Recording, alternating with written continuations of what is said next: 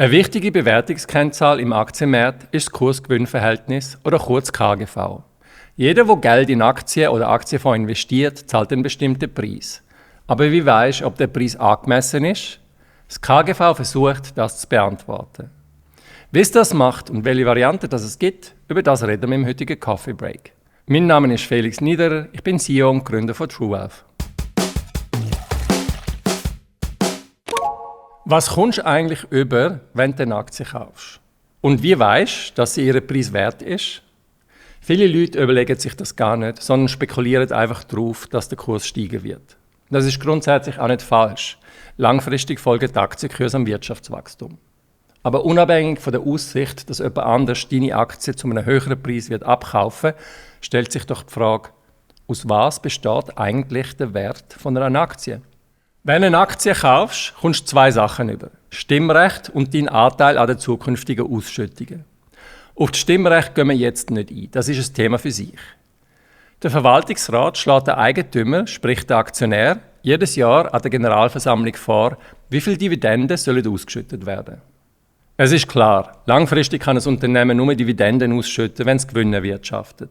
Firmen, die wachsen können und wollen, schütten weniger oder gar keine Dividenden aus. Ein extremes Beispiel ist Amazon. Der Milliardenkonzern hat bis heute noch nie Dividenden ausgeschüttet und ist jetzt eine der wertvollsten Firmen. Jetzt zum KGV. Es setzt den Aktienkurs ins Verhältnis zum Gewinn. Der Kurs sollte in einem gesunden Verhältnis zu den erzielten Gewinn vom entsprechenden Unternehmen stehen. Kostet eine Aktie 100 Franken bei einem Jahresgewinn von 5 Franken, liegt das KGV bei 100 geteilt durch 5, also 20. Die Betrachtung für ein Jahr ist aber nicht sehr aussagekräftig. Ein Grund ist der Spielraum in der Buchhaltung. Ein Unternehmen kann sogenannte Rückstellungen bilden für Kosten, die in Zukunft anfallen könnten, zum Beispiel für einen teuren Rechtsfall. Die Vorsichtsmaßnahmen schmälern den Gewinn im laufenden Jahr. Das Gleiche gilt, wenn ein Industriebetrieb seine Maschinen schneller abschreibt, als er müsste.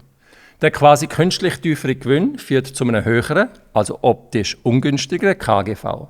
Anleger könnten zum falschen Schluss kommen, dass der Titel unattraktiv ist. Dabei ist eine vorsichtige Buchführung grundsätzlich positiv. Um die möglichen Verzerrungen aus einem einzelnen Geschäftsjahr zu glätten, macht der Wirtschaftsnobelpreisträger Robert Shiller Folgendes. Er teilt den aktuellen Kurs durch den inflationsbereinigten durchschnittlichen Gewinn aus den vergangenen 10 Jahren. Das sogenannte Shiller-KGV wird also weniger durch kreative Buchhaltung oder einzelne Ausnahmejahre verzerrt. Und es glättet auch die Konjunkturzyklen. Das zyklisch ajustierte KGV nennt der Shiller CAPE, C-A-P-E.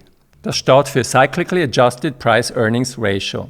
Er tut es auf seiner Webseite jeden Monat aufdatieren. Historisch schwankt es zwischen 5 und 45. Unter 10 war es nur in Krisenzeiten, wo das Vertrauen in die Wirtschaft erschüttert war. Was in dieser Betrachtung aber fehlt, ist der Blick in die Zukunft. Gehen die Marktteilnehmer davon aus, dass die Gewinne von einer Firma stark wachsen werden, sind sie schon heute bereit, mehr für die Aktien zu zahlen. Ein Beispiel sind die Aktien vom Elektroautohersteller Tesla. Das KGV ist Ende 2020 auf über 1000 gestiegen. Eine Firmenbewertung mit so einem extrem hohen KGV macht nur Sinn, wenn man sehr starkes Wachstum erwartet. Das heisst, viele Marktteilnehmer sind zu dem Zeitpunkt davon ausgegangen, dass das innovative Unternehmen weiterhin ein sehr hohes Gewinnwachstum wird haben. Umgekehrt könnte man sagen, Papier von Swisscom mit einem KGV von nur 17 sei günstig. Auch das greift zu kurz, weil der Markt kein grosses Gewinnwachstum erwartet. Genauso werden KGVs auf die ganze Indizes berechnet. Es ist nichts anderes als der gewichtete Durchschnitt von allen im Index vertretenen Firmen. Das KGV vom SPI ist Mitte 2025 bei rund 18 gelegen.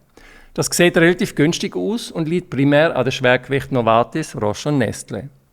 Die eher defensiven Valoren sind nicht bekannt für Wachstum wie im Silicon Valley. Zum gleichen Zeitpunkt ist der US-Technologieindex Nasdaq mit einem KGV von 26 relativ stolz bewertet gewesen. Die Anleger sind davon ausgegangen, dass die innovativen Tech-Unternehmen ihre Gewinne stark steigern werden und darum bereit waren, für einen aktuellen Jahresgewinn mehr zu zahlen. Was lernen wir aus dem?